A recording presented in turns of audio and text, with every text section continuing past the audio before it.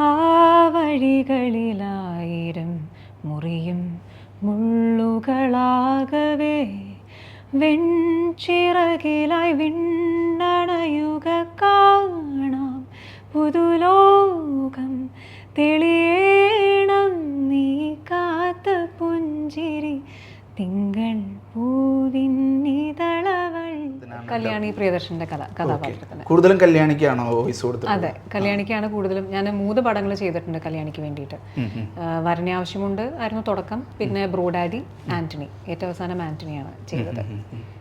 ഈ വർഷത്തെ മികച്ച പിന്നണി ഗായികയ്ക്കുള്ള സംസ്ഥാന ചലച്ചിത്ര പുരസ്കാരം നേടിയ ആൻ ആമിയാണ് നമ്മോടൊപ്പം ഉള്ളത്. തൃശ്ശൂർ സ്വദേശിയാണ്, ദുബൈയിലെ പ്രവാസിയാണ്, ഗായിക മാത്രമല്ല ഡബ്ബിംഗ് ആർട്ടിസ്റ്റാണ്. നമുക്ക് ഈ വർഷത്തെ അവാർഡ് നേടിയ പാട്ട് പാടി തന്നെ തുടങ്ങാം. പാച്ചുവും അത്ഭുത വിളക്കും. അതെ അതെ, പാച്ചുവും അത്ഭുത വിളക്കും. പിന്നെ നീ ഉണർന്നാലേ കനലാവാം താനേ തീയായി ആളാം ആ വഴികളിലായിരം മുറിയും മുള്ളുകളാകവേ വെൺചിറകിലായി വിണ്ണണയുക കാണാം പുതുലോകം തെളിയേണം നീ കാത്ത പുഞ്ചിരി തിങ്കൾ പൂവിന്നിതളവൾ മിന്നും തങ്കത്തിരിയവൾ മഞ്ഞിൻ മുത്തിൻ മിഴികളിൽ ചിന്തും പൊന്നിൻ തരിയവൾ. കുറെ വൈകിട്ടാണ് ഈ അവാർഡിന്റെ കാര്യം അറിഞ്ഞതെന്ന് കേട്ടു. അതെ, ഈ പാട്ടിനും അങ്ങനെ ഒരു ചരിത്രം ഉണ്ടെന്ന് കേട്ടായിരുന്നു. അതായത് കുറെ മുമ്പ് പാടി പിന്നെ വീണ്ടും പാടേണ്ട വന്നു. അങ്ങനെ കോവിഡ് കാലത്ത് കുറച്ച് 2023 അവാർഡ് കിട്ടുന്ന ഈ പാട്ടിന് വേണ്ടി മുമ്പേ പാടിയിട്ടുണ്ട് എന്ന് കേട്ടിരുന്നു. അതായത് മുമ്പ് പാടിയെന്നല്ല, അതായത് ആദ്യം ഈ പാട്ട് വരുന്നത് 2021 അപ്പം അഖിൽ എനിക്ക് പാട്ട് അയച്ചു തന്നു വിത്ത് ദ വീഡിയോ. അതായത് അവർ എനിക്ക് തോന്നുന്നു 2019 ഡിസംബർ സമയത്ത് തന്നെ അവരിത് ഷൂട്ട് ചെയ്ത് വെച്ചിട്ടുണ്ടായിരുന്നു. പിന്നെ കോവിഡൊക്കെ കാരണം അത് ഈ പറയുന്ന പോലെ കണ്ടിന്യൂ ചെയ്യാൻ പറ്റാണ്ട് വന്നതാണ്. അപ്പം 2021 മാർച്ച് സമയത്താണ് എനിക്ക് അയച്ചു തരുന്നത്. അപ്പോൾ ഇതൊരു വോയിസ് ടെസ്റ്റ് പോലെയായിരുന്നു, പാടിയിട്ട് ഫോണിൽ റെക്കോർഡ് ചെയ്ത് അയച്ചു കൊടുക്കാൻ എന്നായിരുന്നു ടാസ്ക്. അപ്പോൾ അത് ചെയ്തു. ആൻഡ് രണ്ടുപേരും, ജസ്റ്റിൻ സാർ ആണെങ്കിലും അഖിലാണെങ്കിലും ഭയങ്കര ഹാപ്പി ആയിരുന്നു. അപ്പം അത് കൺഫേം ചെയ്തു ആ സമയത്ത്. പക്ഷെ പിന്നെയും ഷൂട്ടിൻ്റെ കാര്യത്തിലൊക്കെ കുറച്ച് ഡിലേയും കാര്യങ്ങളൊക്കെ സംഭവിച്ചു. അങ്ങനെ കറങ്ങിത്തിരിഞ്ഞ് ഫൈനലി 2022 ജൂൺ സമയത്താണ് പിന്നെ എന്നെ അഖിൽ കോൺടാക്ട് ചെയ്യുന്നത്. സമയമായി, നമുക്ക് പാടാറായി എന്ന് പറഞ്ഞിട്ട്. അങ്ങനെ ജൂലൈയിൽ ഇത് ചെന്നൈയിൽ വെച്ച് റെക്കോർഡ് ചെയ്യേണ്ടതായിരുന്നു. എല്ലാ കാര്യങ്ങളും, അതായത് സ്റ്റേ ആൻഡ് ട്രാവലും എല്ലാം കൺഫേം ചെയ്ത് അവസാനം ആ സമയമായപ്പോഴത്തേക്കും എൻ്റെ ഹെൽത്ത് ഓക്കെ ആയിരുന്നില്ല. അങ്ങനെ അത് ക്യാൻസൽ ചെയ്യേണ്ടി വന്നു. പിന്നെ ഓഗസ്റ്റിലേക്ക് ആക്കി റെക്കോർഡിങ്. അത് മുംബൈയിലായിരുന്നു. അപ്പോൾ നമ്മളെല്ലാവരും മുംബൈ പോയി. കറക്റ്റായിട്ട് ആ സമയത്ത് ജസ്റ്റിൻ സാറിന് വയ്യ, അപ്പോൾ പിന്നെയും ക്യാൻസൽ ചെയ്തു. ആൻഡ് ഫൈനലി കൊച്ചിയിൽ മൈ സ്റ്റുഡിയോയിൽ വെച്ചിട്ടാണ്, പനമ്പള്ളി നഗറിലുള്ള മൈ സ്റ്റുഡിയോയിൽ വെച്ചിട്ടാണിത്. സെപ്റ്റംബർ 5 ആണ് ഈ പാട്ട് റെക്കോർഡ് ചെയ്യുന്നത്. അപ്പോൾ അങ്ങനെ നോക്കുമ്പോൾ കുറച്ചൊക്കെ ഹേർഡിൽസും കാര്യങ്ങളൊക്കെ ഓവർകം ചെയ്തിട്ടാണ് ഈ പാട്ടിൻ്റെ ഫൈനൽ ആ ഒരു റെക്കോർഡിങ് ഒരു സ്റ്റേറ്റ് അല്ലെങ്കിൽ ആ ഒരു ദിവസത്തേക്ക് എത്തുന്നത്. And the recording experience was also very nice. അത് ഭയങ്കര ഒരു എന്താ പറയുക, നമ്മളെ കംഫർട്ടബിളാക്കി, അതുപോലെ സമയമൊക്കെ എടുത്ത് അങ്ങനെ നോക്കി പാടി. അതും ജസ്റ്റിൻ സാർ ഉണ്ടായിരുന്നു, അഖിൽ ഉണ്ടായിരുന്നു, ബാക്കി ടീം പാച്ചു ഉണ്ടായിരുന്നു. അപ്പം നമ്മൾ മാക്സിമം ഇൻവോൾവായി. അതും എനിക്ക് കുറച്ചും കൂടിയും ഈ ഒരു പാട്ടിൻ്റെ കാര്യത്തിലൊരു സ്പെഷ്യാലിറ്റി എന്ന് പറയുന്നത്, ഇതിൻ്റെ വീഡിയോ ഞാൻ പറഞ്ഞില്ലേ, അത് എനിക്ക് 2021 അയച്ചു തന്നു. അത് കഴിഞ്ഞ് പിന്നെ 2022 സമയമായി എന്ന് പറഞ്ഞപ്പോൾ എനിക്ക് പിന്നെയും വീഡിയോ അയച്ചു തന്നു. നമുക്കങ്ങനെ പാടുമ്പോൾ ചിലപ്പോൾ സ്പോട്ടിൽ നമുക്ക് കാണാൻ കിട്ടുമായിരിക്കും. അതും എനിക്ക് ആകെ 2 തവണയാണ് എൻ്റെ കരിയറിൽ ഉണ്ടായിട്ടുള്ളൂ. പക്ഷേ ഇത്രയും നേരത്തെ കൂട്ടി വീഡിയോ അയച്ചു തന്ന് നമുക്കത് അതുപോലെ ആ ഹോൾ പിക്ചർ കിട്ടാനും ആ സിറ്റുവേഷൻ മാക്സിമം മനസ്സിലാക്കി അതിൻ്റെ ഇമോഷനൊക്കെ ഇംബൈബ് ചെയ്ത് അങ്ങനെ നമ്മൾ അതിൽ അത്രയും ഇഴകിച്ചേർന്ന് നമ്മൾ പറയില്ല, അങ്ങനെ പാടാനുള്ളൊരു ഓപ്പർച്യൂണിറ്റി ഉണ്ടായത് ഈ ഒരു പാട്ടിനാണ്. അപ്പം അത് ഭയങ്കരമായിട്ട് ഹെൽപ്പ് ചെയ്തിട്ടുണ്ട്, വളരെയധികം ഹെൽപ്പ് ചെയ്തിട്ടുണ്ട്. അതുപോലെ തന്നെ ഇൻസ്പയർഡ് ഓഫ് എവറിത്തിങ്, ഇപ്പോൾ ജസ്റ്റിൻ സാർ ആണെങ്കിലും അഖിലാണെങ്കിലും അവരുടെ വിശ്വാസം, എന്നിലുള്ള വിശ്വാസം, അവർ ഭയങ്കര പെർസിസ്റ്റൻ്റ് ആയിരുന്നു. അങ്ങനെ അതെല്ലാം ഒരു തരത്തിൽ നോക്കുകയാണെങ്കിൽ ഭയങ്കര മോട്ടിവേറ്റിംഗ് ആയിരുന്നു. ആൻഡ് ഏറ്റവും വലിയ വേറൊരു പ്രത്യേകത എന്ന് പറയുന്നത് കറക്റ്റായിട്ട് ഈ ദിവസം തന്നെ ഈ സെപ്റ്റംബർ 5-ാം തീയതി തന്നെയാണ് എൻ്റെ ആദ്യത്തെ പാട്ട് ഇറങ്ങുന്നത്. അതായത് സിനിമയിൽ ഞാൻ പാടുന്ന ആദ്യത്തെ പാട്ട് ഇറങ്ങുന്നത് കറക്റ്റ് ആ ദിവസം തന്നെയാണ്. ആ പാട്ട് പാടിയത് ഹിഷാമും ഞാനുമാണ്. അതായത് എൻ്റെ മെയിൽ വേർഷൻ പാടിയത് ഹിഷാമാണ്, ഫീമെയിൽ വേർഷൻ പാടിയത് ഞാനാണ്. ആൻഡ് അതുപോലെ തന്നെ ഇതിനകത്തും മെയിൽ വേർഷൻ പാടിയിട്ടുള്ളത് ഹിഷാമാണ്, തിങ്കൾ പൂവിൻ്റെ. ഫീമെയിൽ വേർഷൻ പാടിയത് ഞാനുമാണ്. അപ്പം ഇങ്ങനെ കുറേ പ്രത്യേകതകൾ ഈ പാട്ടിനുണ്ട്. ആദ്യം പാടുന്നത് അയ്യപ്പക്കൊയിലോ, കൊച്ചവപ്പാവിലും അയ്യപ്പക്കൊയിലോ, അതിനകത്ത് ഏത് മേഘമാരി എന്നുള്ള പാട്ടായിരുന്നു. അപ്പം അത് ഇതുപോലെ തന്നെ ഷാനിക്ക വളരെ അൺഎക്സ്പെക്റ്റഡ് ആയിട്ട് പെട്ടെന്ന് ഇങ്ങനെ വിളിക്കുന്നു. അതിലേക്ക് എത്തിയതും ത്രൂ ഹിഷാം തന്നെയായിരുന്നു. കാരണം ഒരു ഡെമോ ഞാൻ ചെയ്തിട്ടുണ്ടായിരുന്നു, ഹിന്ദി ഡെമോ ആയിരുന്നു. അപ്പം അത് കുറച്ചും കൂടി ഒന്ന് റീവാമ്പ്, അതായത് മൊത്തത്തിലൊരു പുതിയ സംഭവമാക്കി തന്ന് എനിക്ക് അയച്ചു തന്നു. അതായത് എൻ്റെ വോക്കിൽ മാത്രം എടുത്ത് അങ്ങനെ ഹിഷാം വർക്ക് ചെയ്ത് അങ്ങനെ ഒരു പുതിയ ഡെമോ പോലെ തന്നെ അത് ആക്കി തന്നിട്ട് പിന്നെ എൻ്റെ അടുത്ത് പറയാതെ ഷാനിക്കയ്ക്ക് അയച്ചു കൊടുത്തു. അങ്ങനെയാണ് ഷാനിക്ക ആദ്യമായിട്ട് എന്നെ പാടാൻ വിളിക്കുന്നത്. അത് ഈ പടത്തിലായിരുന്നു, കൊച്ചപ്പപ്പോലോ. ഈ തിങ്കൾ പൂവെ പാടിക്കഴിഞ്ഞു, ഈ പാട്ടും പടമൊക്കെ റിലീസ് ചെയ്തതിന് ശേഷം അതിന് നല്ല റെസ്പോൺസ് ഉണ്ടായിരുന്നല്ലോ. അപ്പോൾ ഇതിന് സംസ്ഥാന അവാർഡ് കിട്ടും എന്നൊക്കെയുള്ള ഒരു പ്രതീക്ഷ ഉണ്ടായിരുന്നു? അങ്ങനെ എൻ്റെ കൂടെ ഉണ്ടായിരുന്ന, അതായത് ഓൾ മൈ ഇപ്പം ക്ലോസ്, അതായത് ഡിയർ വൺസ്, ലവ്ഡ് വൺസ്, അങ്ങനെയുള്ള പലരും ഇങ്ങനെ ഇത് എന്തെങ്കിലുമൊക്കെ ഒരു അംഗീകാരം കിട്ടേണ്ടതാണ് എന്നുള്ള രീതിക്കൊക്കെ, അതായത് അവർക്ക് ഭയങ്കര പ്രതീക്ഷ ഉണ്ടായിരുന്നു. എനിക്ക് ഒബ്വിയസ്ലി ആസ് എൻ ആർട്ടിസ്റ്റ്, ഒരു സിംഗർ എന്നുള്ള നിലയ്ക്ക് ആഗ്രഹം ഉണ്ടായിരുന്നു. അതിപ്പം വെരി നാച്ചുറൽ ആയിട്ടുള്ള കാര്യമാണ്. പക്ഷേ ഞാൻ പ്രതീക്ഷ എന്നുള്ള സംഭവം ഞാൻ അതങ്ങ് കട്ട് ചെയ്ത് വെച്ചിരിക്കുകയായിരുന്നു. അത് അങ്ങനെയല്ലേ ബെറ്റർ. അപ്പം അതുകൊണ്ട് ഞാൻ ആ ഒരു തലത്തിലേക്ക് പോവാതെ, പക്ഷേ എല്ലാവരും എനിക്ക് വേണ്ടി അത് ആഗ്രഹിച്ചിട്ടുണ്ടായിരുന്നു. അപ്പം എനിക്ക് തോന്നുന്നു അതും with respect to this song ഒരു എന്താ പറയുക, സ്പെഷ്യൽ ആയിട്ടുള്ളൊരു കാര്യമാണ്. എനിക്ക് തോന്നുന്നു എല്ലാവരുടെയും ഈ കളക്റ്റീവായിട്ടുള്ള ആഗ്രഹം, അങ്ങനെ ഒരു പോസിറ്റീവ് എനർജി എൻ്റെ ആഗ്രഹമൊക്കെ ആയിരിക്കും ഇങ്ങനെ ഇത് റിസൾട്ട് ചെയ്യാൻ, ഇങ്ങനത്തെ ഒരു അംഗീകാരത്തിലേക്ക് എത്തിക്കാൻ. ഇപ്പം എല്ലാത്തിലും പിന്നണിയിലാണ്, പാട്ടിലാണെങ്കിലും ഡബിലാണെങ്കിലും സ്ക്രീനിൻ്റെ പിന്നിലാണ്. സ്ക്രീനിൻ്റെ മുന്നിലേക്ക് വരാൻ എന്തെങ്കിലും ഉദ്ദേശമുണ്ടോ? സ്ക്രീനിൻ്റെ മുമ്പിൽ അറിയില്ല, എനിക്കത് അല്ല, അങ്ങനെ നല്ലൊരു അവസരം വരാണെങ്കിൽ ഐ ഡെഫിനറ്റ്ലി ട്രൈ. അത് എനിക്ക് പറ്റുന്ന കാര്യമാണെങ്കിൽ I most definitely go for it. ഇപ്പം ഇതുവരെ എത്ര സിനിമകൾക്കാണ് ഡബ് ചെയ്തിട്ടുള്ളത്? ഐ തിങ്ക് 15 പടങ്ങൾ ചെയ്തിട്ടുണ്ട്. ആദ്യം ചെയ്തായിരുന്നു വരനെ ആവശ്യമുണ്ട്. അതിൽ തന്നെയായിരുന്നു. അതിൽ ഏത് കഥാപാത്രത്തിനാണ്? കല്യാണി പ്രിയദർശന്റെ കഥാപാത്രത്തിന്. കൂടുതലും കല്യാണിക്കാണോ വോയിസ് കൊടുത്തത്? അതെ, കല്യാണിക്കാണ് കൂടുതലും. ഞാൻ 3 പടങ്ങൾ ചെയ്തിട്ടുണ്ട് കല്യാണിക്ക് വേണ്ടിയിട്ട്. വരനെ ആവശ്യമുണ്ട് ആയിരുന്നു തുടക്കം, പിന്നെ ബ്രോഡാഡി, ആന്റണി, ഏറ്റവും അവസാനം ആന്റണിയാണ് ചെയ്തത്.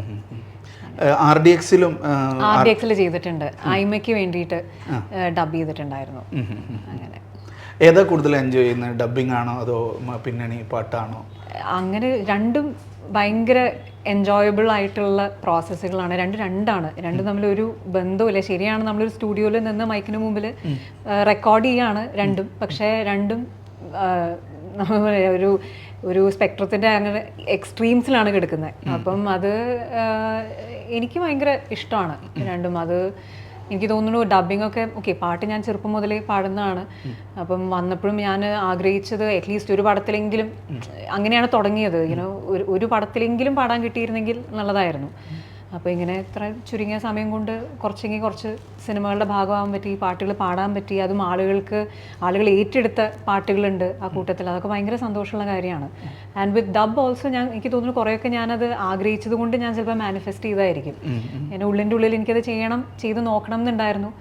അങ്ങനെ പിന്നെ അത് ഒരു പടം ചെയ്ത് കഴിഞ്ഞ് അത് കറങ്ങി തിരിഞ്ഞൊരു കരിയർ പാത്ത് തന്നെയാവും എന്നുള്ളത് ഞാൻ എക്സ്പെക്ട് ചെയ്തിട്ടുണ്ടായിരുന്നില്ല. ഇത്രയും പടങ്ങൾ ചെയ്യാൻ പറ്റും എന്നുള്ളത് ഒട്ടും പ്രതീക്ഷിച്ചിട്ടുണ്ടായിരുന്നില്ല. രണ്ടും എനിക്ക് ഭയങ്കര ഇഷ്ടമാണ്. പക്ഷെ പാട്ട് എനിക്ക് കുറച്ചും കൂടി അത് it's been there with me all along. അപ്പം അതാണ് കുറച്ചുകൂടി ഒരു പ്രയോറിറ്റി. പക്ഷെ ഐ എൻജോയ് ബോത്ത്. പ്രവാസ ലോകത്ത് ജനിച്ച് വളർന്ന് പഠിച്ചു വളർന്ന ആളാണ്. അപ്പോൾ ഈ സംഗീതത്തിലേക്കുള്ള ഒരു വരവ് എങ്ങനെയായിരുന്നു? എപ്പോഴായിരുന്നു ഇതിൻ്റെ തുടക്കം? ആരാണ് അതിൻ്റെ ഒരു പിന്നിൽ പ്രവർത്തിച്ചത്? ഞാൻ 7 വയസ്സിലാണ് ആദ്യം പാടുന്നത്. അപ്പം ഇവിടെ സിംഫണി മ്യൂസിക് ഇൻസ്റ്റിറ്റ്യൂട്ട് അജ്മാനിലുള്ള ശ്യാം സാറിൻ്റെ ഇൻസ്റ്റിറ്റ്യൂട്ടാണ്. അവിടെയാണ് ഞാൻ ആദ്യം പാട്ട് പഠിച്ച് തുടങ്ങുന്നത്. അത് പക്ഷേ കുറച്ച് നാളെ ഉണ്ടായിരുന്നുള്ളൂ. കാരണം അത് കഴിഞ്ഞതും ഞാൻ തിരിച്ച് നാട്ടിൽ പോയായിരുന്നു. തൃശ്ശൂർ ഭാരതീയ വിദ്യാഭവനിലാണ് പഠിച്ചത്. അപ്പം ആ സമയത്ത് Shobha teacher she's played a very important role in my musical journey. ടീച്ചറാണ് കുറച്ചും കൂടി നമ്മളിങ്ങനെ എന്താ പറയുക കോമ്പറ്റീഷൻസിൽ പങ്കെടുക്കാനും അങ്ങനെയൊക്കെ മോട്ടിവേറ്റ് ചെയ്യും. കുറേ പാട്ടുകൾ ലൈറ്റ് മ്യൂസിക് കാറ്റഗറിയിലൊക്കെ അങ്ങനെ പഠിപ്പിച്ചു തരും, ഈവൻ കർണാട്ടിക്. അപ്പം അങ്ങനെ ഞാൻ ആദ്യമായിട്ട് കേരള സ്റ്റേറ്റ് ലെവലിൽ CBSE കേരള സ്റ്റേറ്റ് യൂത്ത് ഫെസ്റ്റിവലിൽ അങ്ങനെ ഫൈനൽസിലെത്തി. ആൻഡ് ലൈറ്റ് മ്യൂസിക്കിൽ ഫസ്റ്റും വന്നത് അവിടെ നിന്നൊക്കെയാണ് എൻ്റെ ആ ഒരു രീതിക്കുള്ള തുടക്കം. അതിനുശേഷം തിരിച്ച് ദുബായിലേക്ക് വന്നു. ഇവിടെ കലാഭവനിലെ ബീന ടീച്ചർ പഠിപ്പിച്ചു. പിന്നെയും ടീച്ചേഴ്സ് ഉണ്ടായിട്ടുണ്ട്, രഘുമാഷ്, ശിവ സർ, മീര ടീച്ചർ, അങ്ങനെ ഒത്തിരി ടീച്ചേഴ്സ് ഉണ്ടായിട്ടുണ്ട്. അപ്പം ഇവിടുത്തെ ജേർണി പിന്നെ കുറേയൊക്കെ ഇവിടുത്തെ അസോസിയേഷൻസിൻ്റെ യൂത്ത് ഫെസ്റ്റിവൽസിലും ഒക്കെ എല്ലാ കാറ്റഗറിയിലും പാട്ടിനോട് അസോസിയേറ്റഡ് ആയിട്ടുള്ള എല്ലാത്തിലും പങ്കെടുക്കുമായിരുന്നു. അപ്പം കൂടെ എൻ്റെ ഫാമിലി, എൻ്റെ പേരൻസും എൻ്റെ അനിയനൊക്കെ ദി വർ വെരി സപ്പോർട്ടീവ്. അപ്പം എൻ്റെ ആ ഒരു ഫോർമറ്റീവ് കാലത്ത് അവർ ഭയങ്കരമായിട്ട് കൂടെ നിന്നിട്ടുണ്ട്. എന്നെ കൊണ്ടുപോയും എല്ലാത്തിനും ഇങ്ങനെ പങ്കെടുപ്പിക്കുകയും ഷോസ് ആണെങ്കിലും എല്ലാത്തിലും അതിനുള്ളൊരു ഓപ്പർച്യൂണിറ്റി ഇവിടെ ഉണ്ടായിരുന്നു. അതാണ് മെയിൻ കാര്യം. നമുക്കത് ചെയ്യാനുള്ളൊരു പ്ലാറ്റ്ഫോം വേണ്ടേ, അതിവിടുന്ന് കിട്ടിയിട്ടുണ്ട്. അപ്പം ഇറ്റ് ഓൾ സ്റ്റാർട്ടഡ് ഹിയർ. അപ്പം അത് വലിയൊരു ബ്ലെസ്സിങ് ആണ്. പഠനമൊക്കെ എവിടെയായിരുന്നു? അതായത് സ്കൂൾ വിദ്യാഭ്യാസവും ഹയർ സ്റ്റഡീസും ഒക്കെ നാട്ടിലും ഇവിടെ ആയിട്ടായിരുന്നു?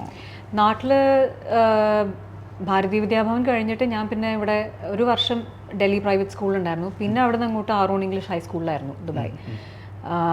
പിന്നെ to do my graduation under grad ഞാൻ ക്രൈസ്റ്റ് യൂണിവേഴ്സിറ്റി ബാംഗ്ലൂരിലാണ് BBA പഠിച്ചത്.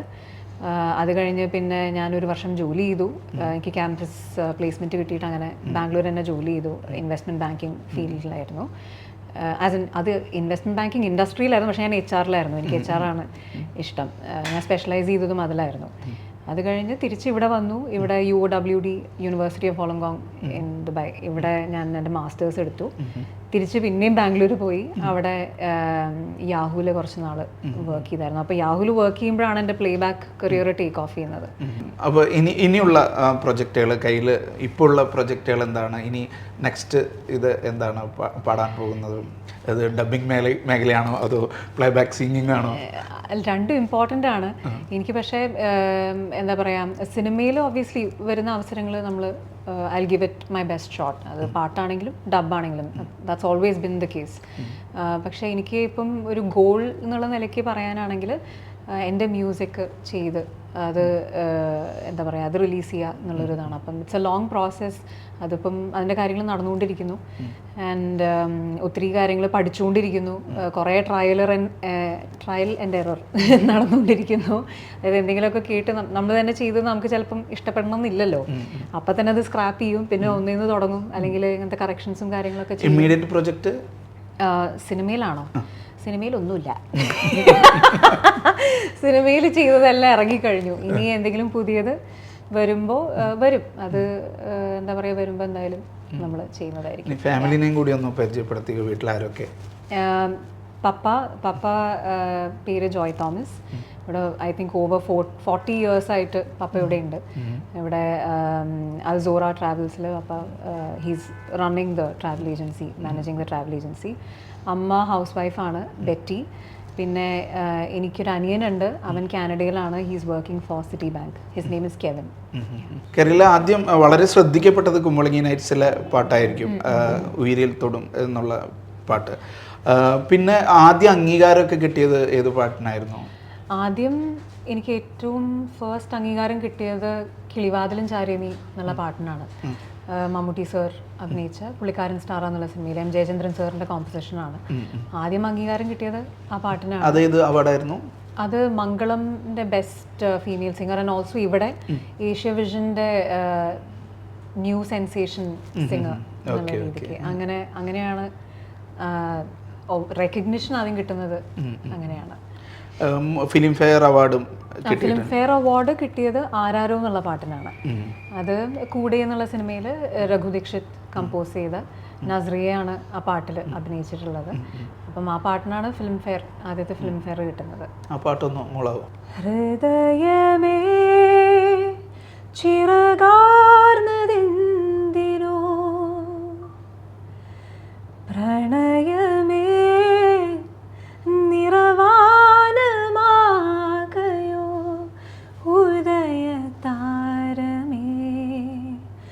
അരികിലൊന്നു നീ പ്രിയനുമായി വേഗം പോരൂ പ്രിയനുമായി വേഗം പോരൂ. ഏത് തരത്തിലുള്ള പാട്ടുകളാണ് ഇഷ്ടം? അങ്ങനെ ചോദിച്ചാൽ എനിക്ക് ഞാനെല്ലാം കേൾക്കാറുണ്ട്. മാക്സിമം നമ്മുടെ സ്കോപ്പ് വൈഡൻ ചെയ്യാൻ നോക്കാറുണ്ട്. എല്ലാ തരത്തിലുള്ള പാട്ടുകൾ പാടി നോക്കാറുണ്ട്. അങ്ങനെ ഇന്നത് മാത്രം എന്നുള്ളതൊന്നുമില്ല. പിന്നെ ചിലപ്പോൾ നമ്മൾ മൂഡിനനുസരിച്ചാണ്. നമ്മൾ ചിലപ്പോൾ if you are happy you listen to അങ്ങനത്തെ പാട്ടുകൾ, if you are feeling a little low അങ്ങനെയൊക്കെ ഉണ്ട്. അങ്ങനത്തെ സംഭവങ്ങളൊക്കെ ഉണ്ട്. പക്ഷെ എല്ലാം ഓപ്പൺ ടു എവറിതിങ്. എന്തായാലും കരിയറിൽ ഇനിയും അവാർഡുകളൊക്കെ തേടിയെത്തട്ടെ. എല്ലാ വിജയാശംസകളും നേരുന്നു. Thank you so much. Thank you.